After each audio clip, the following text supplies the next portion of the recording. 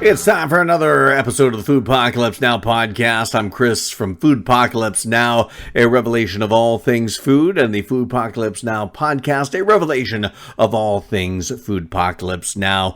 Welcome back to the show, and this week we're going to be talking about one of my favorite wrestlers of all time and one of my favorite dishes of all time. I love chili.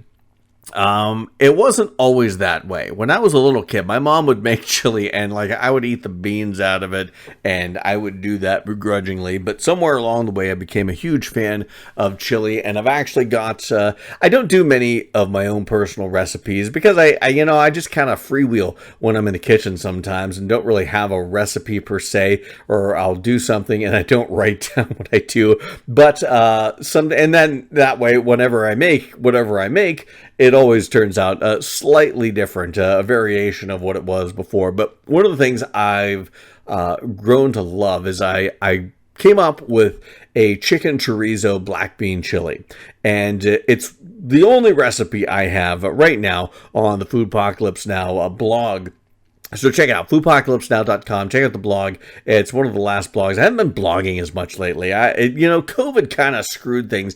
I'm horrible about making time to do stuff like this. I've got a day job, and I want to, try to build this into something, not necessarily thinking I'm going to get rich or famous or anything like that, but I just like sharing my love of food and my love of other things with people. So, I started the website, kind of an expensive hobby, but I haven't been on blogging as much. I can't blame it all on COVID because I get caught up. I got a day job. I've got a life. I got married last year. I got, we moved, put an addition on our place. It's just a lot of things and a lot of excuses not to blog.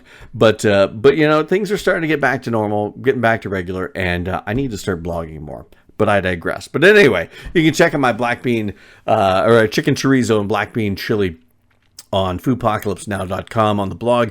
And I decided the other day just to make some regular chili. And the recipe I use for the chicken chorizo black bean chili is a good base for any chili. You just, you change it to whatever you want. Like for me, I would use that base, the amounts of sauce and onion and stuff like that, and then just not do chicken chorizo, just do ground beef. Stuff like that. So I did this here a few weeks ago. I made a batch of chili and, tomato sauce, all the regulars, ground beef, chopped up onions, did a bit of chili powder, garlic powder, onion powder, stuff like that, cayenne. I put a bunch of diced jalapenos in it because I like things hot, some diced green chilies, things like that, and shared it with my father-in-law, and he loved it. And right now, he's kind of in a precarious predicament where he had to get all of his teeth pulled to prepare for a surgery. And, he's gone through that and he's done well, but he just hasn't gotten dentures yet. So, every meal that he eats, it's got to be something that he can just mash up easily without any teeth. So, and he likes hot things as well. And he really liked my chili. So I'm making a special batch for him this weekend and kind of excited. I'm making this special for him, but, I might have to sneak a bowl for myself because I just love chili. I love heat, and the recipe that I've got. Maybe I'll have to write down this recipe and share it on the website as well because I love hot things. I like spiciness, but I don't like it so hot that I can't enjoy it. I don't like it so hot that I can't enjoy the flavors. And the chili I made, and hopefully I can recreate it. I remember exactly how I did it the last time, but it just got a lot of flavor. And yeah, maybe I'll have to share that. And like I said, the food blog at Foodpocalypse Now has always been more about me sharing my food experience, going out to different restaurants, going out and trying different foods at different places. But I haven't, it's not just that. I'm not relegated to just that. It's my blog. I can do whatever I want. And I'm going to try and do some recipes from time to time, things that I've conjured up on my own, or maybe, who knows? I'm trying to come up with some ideas for. I'm not sure if we're going to do a video series or a podcast. I think it's probably going to be more of a podcast. My wife loves getting recipes off Pinterest and then kind of tweaking them and curtailing them. We might do some reviews of what she's done there. Who knows? But anyway, going to start sharing a little more than just restaurant reviews and dish reviews from restaurants, and going to start maybe putting some more recipes on the website. That seems to be what everybody wants, is recipes. And I promise I won't bore you with 2 pages worth of me prattling on and droning on about God knows what. I'm just going to get a little breakdown of what we're doing and straight to the recipe. So, no fuss, no muss. But at any rate, I'm making chili this weekend. And one of the things I did this past week, is enjoyed some wrestling documentaries. Yeah, of course, one of the things that I love in life is wrestling. I'm not as into it today as I used to be back in the day, back in the 80s and 90s. The rock and wrestling in the 80s, and then the Attitude Era with the WWE and the Monday Night Wars in the 90s was such a great time to be a wrestling fan. And today's wrestling is just kind of a far cry from that. There's still good wrestlers out there. There's still good wrestling. There's still good gimmicks and good, rivalries and things like that. But it just doesn't have that je ne sais quoi that it used to have back in the day. But I do love to watch some of these new documentaries they're doing. Of course, Vice has been doing that Dark Side of the Ring for, I think they're in their 2nd or 3rd season. I can't remember, but they've been doing that. A&E has started doing these biographies on WWE wrestlers. I got to watch the Roddy Piper one, the Macho Man Randy Savage one. But the one I was really looking forward to, was the one on the Ultimate Warrior. Ultimate Warrior, when he came out in the late 80s, was everything that I loved. I was a kid listening to heavy metal, and I didn't have long hair at the time, but I was trying to convince my mom to let me grow my hair long, and that's what the Ultimate Warrior was. He was neon colors, and he came out to that heavy metal song, and he had the long hair and the face paint, and he snorted and shook the ropes, and it was just everything that a teenage boy thought was cool. And now looking back, did he wrestle? Was he a great technical wrestler? No, but that wasn't his shtick. He wasn't Bret Hart. He wasn't going to, wrestle a technical match with a ton of different holds and submissions and things like that. He played the power game. That's what he was all about. Hulk Hogan built his whole career. Hulk Hogan wasn't the best wrestler, but he had a great gimmick, and he knew how to work a match. And the Ultimate Warrior, I think, did he have some bad matches? Of course, a lot of wrestlers have bad matches, but, he had some really good ones as well. And he had a look, and he had an energy that just drew people to them. And you probably got a lot of people these days that sit there and bemoan the Ultimate Warrior now, because they're comparing to what he did back then to what guys are doing now, 5-star matches and all that crap. But you know what? Those same people that are bemoaning him now they had the Ultimate Warrior wrestling buddy back in the day. They were trying to paint their face like him for Halloween, and they're just putting on a front right now.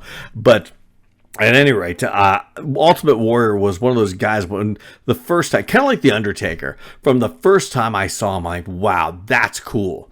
And Ultimate Warrior, run into the ring, top speed, he did the gorilla press and the splash onto him for his finisher. The splash seemed kind of lame, but no more lame than Hulk Hogan's leg drop as a finisher.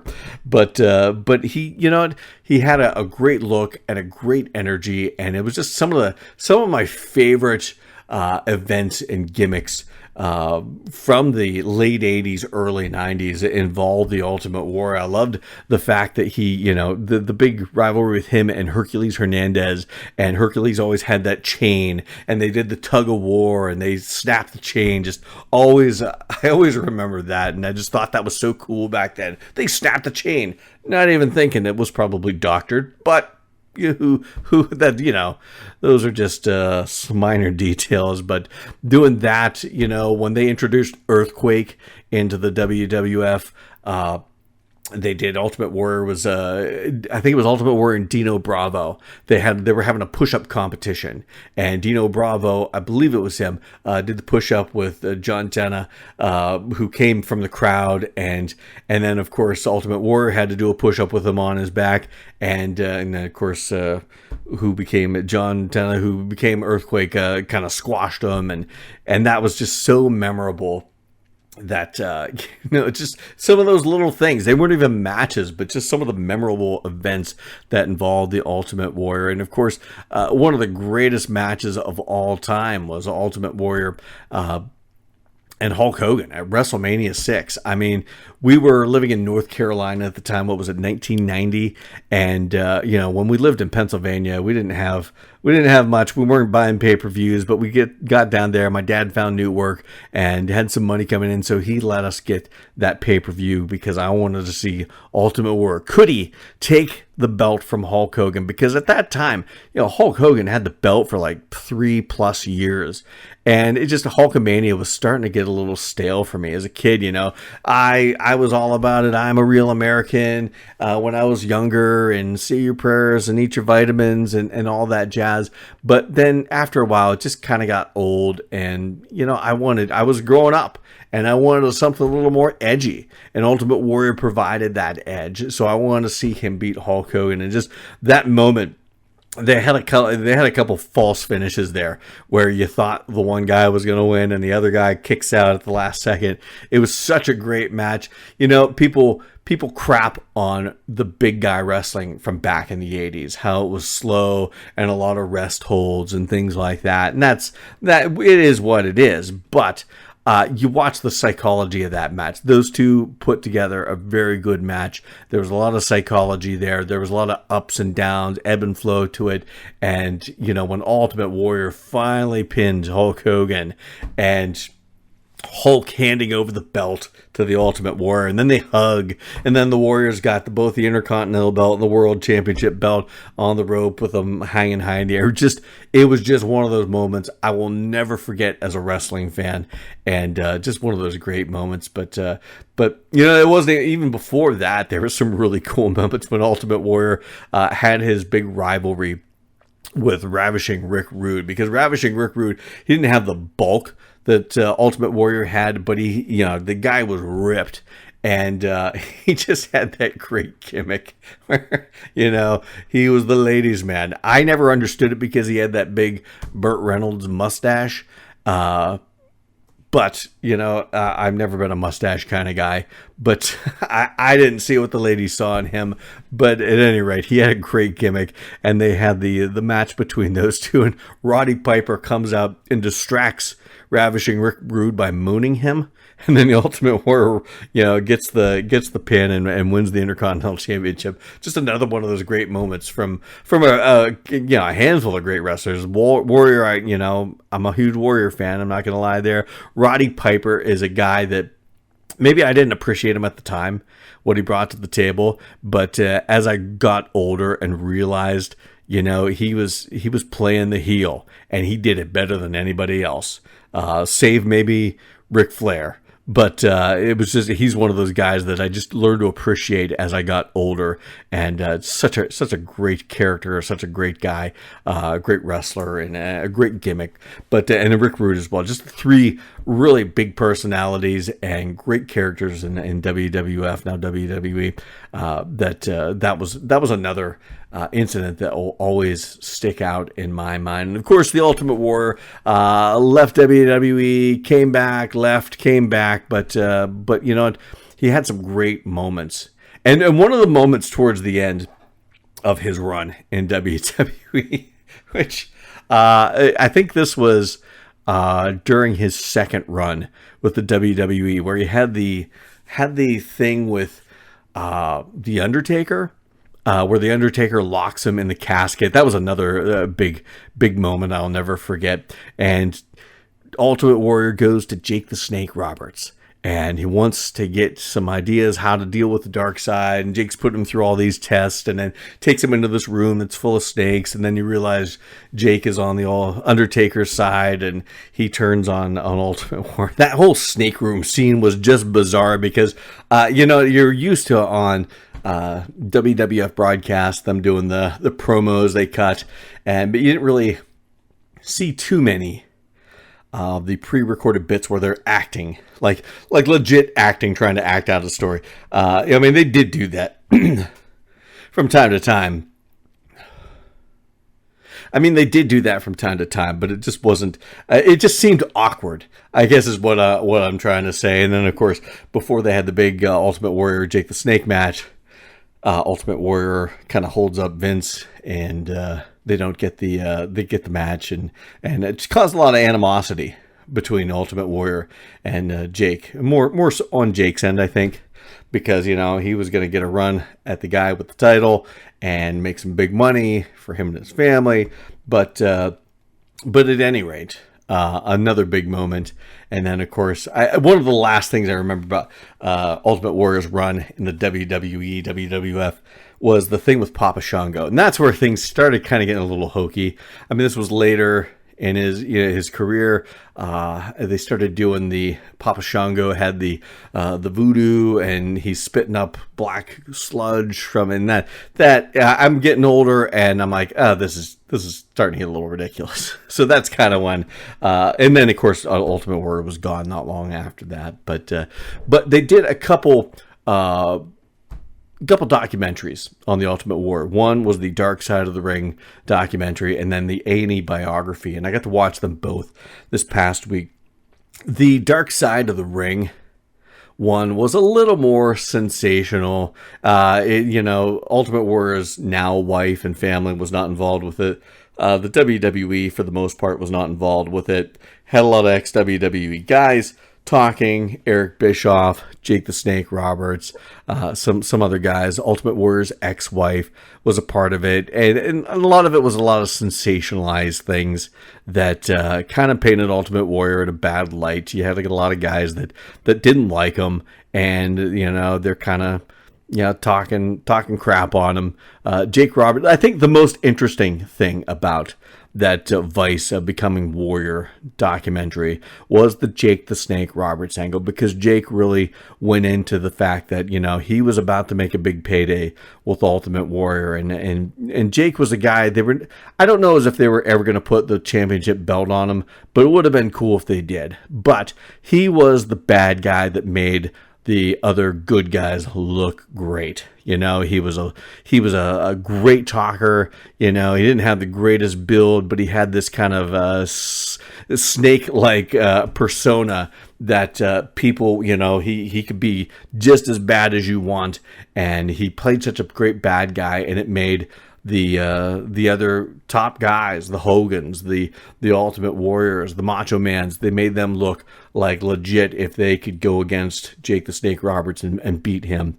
It just added validity to their title runs. But Jake was going to make a lot of money with the Ultimate Warrior, doing a run at his belt, and Ultimate Warrior tried to hold up the WWE and got fired because of it. And Jake's out. And it was tough luck on his part, and he held a lot of animosity, and he kind of went over that throughout the course of this Vice Becoming Warrior documentary. And it all culminates when Warrior was getting inducted into the WWE Hall of Fame, and Jake's talking about how he was there. I don't know how much he said he was there with a roll of nickels, that he was going to knock him out or something like that. I don't know how much that is just a work or what, but at any rate, Ultimate Warrior comes up to him and he's ready to fight. Jake's ready to fight, and Warrior apologized for what he did to him back then, causing him to lose money and causing him to lose, a spot at the title and that sort of thing. And Jake, one of his final words is that it disarmed him. And I think it allowed Jake to kind of put to rest some of those those bad feelings, and maybe not completely, I don't know, but it maybe add a little closure, because a couple days after that, Ultimate Warrior tragically passed away due to a heart attack in Arizona. It just such a sad turn of events, and how, guys like Jake, he was lucky. I know. Well, we'll get into some of the other people he made amends with, but conversely, A&E did a biography, which was much more extensive. You really got to know, where the Vice was just about sensationalize the Ultimate Warrior, talking about the steroid use, the extramarital affairs, the fact that he, could be difficult to deal with.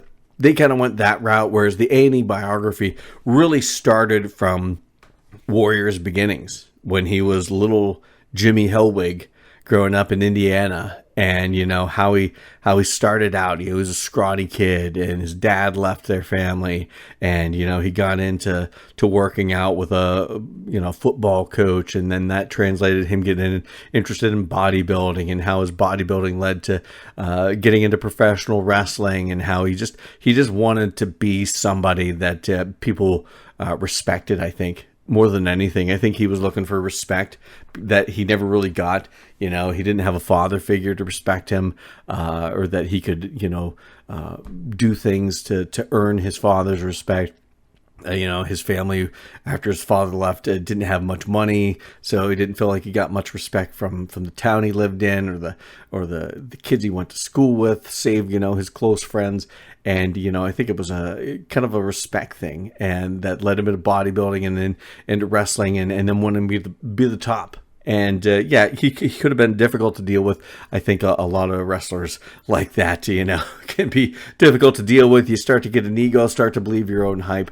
But he kind of went all through that, and it went through, his wrestling career, the highs and the lows, and kind of you got some behind the scenes insight from his now wife, or his widow, and his two daughters, some of the people in the WWE that knew him best, and of course it was just a really great insight into the man behind Warrior.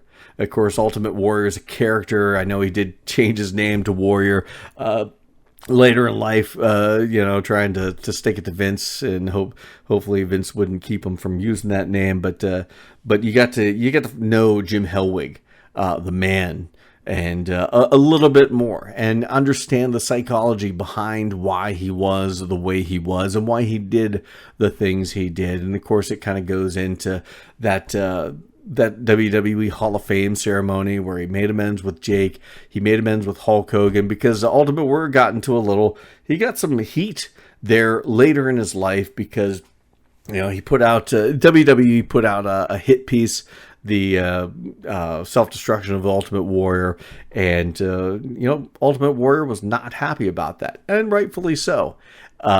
And he said some things about certain people, wrestlers, and things like that. They said things about him. It was just an ugly situation. He said things he tried to become a motivational speaker, and said some unsavory things that I think he regretted after the fact. I know his wife really seemed upset that he said the things that he said when she was talking about it. So, the guy, he had his demons. He had his vices. He had his hang-ups. Was he a perfect angel? Was he a saint? No, but I don't think he was a bad guy. And I think he tried to make amends with a lot of that later in his life. There's a scene where he's, apologizing to Hulk Hogan for the things he said. And, those two hugged it out and told each other they loved each other and that sort of thing. And it was just it was a sweet moment. And then to see Dana Warrior, his widow, talking about how happy he was after being inducted in the WWE Hall of Fame, be able to finally come home to where he kind of became the Ultimate Warrior, and then they're planning a little vacation after that, and they were going to a hotel, and he died of a heart attack, and just hearing her tell that story was just it was heartbreaking to hear her talk about how they just couldn't revive him. And for me personally, we're going to get a little personal right here. I always said this podcast is a revelation of all things Foodpocalypse Now, and that is me. Foodpocalypse Now is me. And I had a friend who passed away, a guy I worked with. We became, I think, pretty close friends. We could have been closer. But he moved on to work in another radio station, and one day his wife called the station, and they gathered everybody around, and she said he had a heart attack, and they tried the best they could, but they couldn't revive him, and he was gone, and that hit me hard. And just watching that scene with Dana Warrior talking about the Ultimate Warrior that same way just brought up a lot of emotions. It's one of those things where I'm not in the best shape. I don't want my wife to have to tell that same story. And, you get to the end of that A&E biography on the Ultimate Warrior, and if you're not a little, if you got a dry eye still, you've got to reevaluate what touches your soul, because it was just very emotional. And very eye-opening, I need to make some changes to be better myself. And I think that's what the Ultimate Warrior wanted to do. He wanted to inspire people, I think, in the end. I think he just wanted to inspire people. And it inspired me to be better. I don't want my wife to go through what his wife went through. And so I need to do better. I need to be better. Not sit around so much making podcasts, although I am going to do that. I'm not going to stop doing that. But when I'm not making podcasts or videos or writing blogs or working, I am going to start getting up, moving, and try to be a little healthier. Because like I said, I don't want my wife to go through what he did or his wife did. So, or my friend's wife, so I'm I'm glad that I got a chance to watch these two documentaries. It was really interesting. It was eye-opening. The perspectives. You can have different perspectives on the same person. One kind of maybe not vilifying him, but kind of not painting him in the best light, and the other showing the warts and the bad spots and the demons and that sort of thing, but really getting into what made the man, and that in the end, he maybe wasn't as bad as people perceived him to be. And I hope, hopefully that's the story that I'll have one day, that maybe I wasn't as bad as I was perceived to be. I hope nobody perceives me as bad. Who knows what anybody thinks. But really interesting. If you like wrestling, I encourage everyone, check out both. The Dark Side of the Ring's got some really interesting stuff. Like I said, I wasn't a big fan of the Ultimate Warrior one they did, but it wasn't horrible. It wasn't as big of a hit piece as I thought it could have been. So I was glad for that. And then the A&E biography on Ultimate Warrior is really good. And the other ones that I've seen, I've just really enjoyed. The Roddy Piper one was really good. I've got the Stone Cold Steve Austin one taped. Looking forward to watching that. The Macho Man, there again, that was a little more sensationalized. Really kind of delved into some of the darker aspects of his life, especially later on in his career, which it was some unsavory stuff that I didn't really care about watching, but it was still, for the most part, fairly good. The early stuff about his career in the WWE and growing up was kind of interesting. Hearing his mom talking about him was kind of cool. So that was very good. Looking forward to more of these. I didn't get the. I gotta tape the Booker T one. I thought I was trying to tape it and there's something screwed up, and so I want to watch that one as well. But I think they got a Mick Foley one coming up. Or maybe not. Who else? Who else are they doing? I can't remember. But at any rate, check it out, the A&E biography series on the WWE wrestlers. If you're into wrestling, or just into interesting characters. I mean, these guys live lives that aside from wrestling, if you take that completely out of the equation, they travel so many days out of the year. They act these characters. They bring these characters to life. Most all of them have lived amazing lives where they've traveled the world and done so many amazing things. Just from a sheer character standpoint, it's interesting to find out about the people behind these wrestlers, and I've enjoyed it, and hopefully you will too. Hopefully you enjoyed listening to me ramble on about Ultimate Warrior and professional wrestling. Like I said, check all that out. And you can check out more of Foodpocalypse Now at foodpocalypsenow.com. You can also check out our YouTube channel, the Snack Attack video series. Like I've said before, we're working on some new things.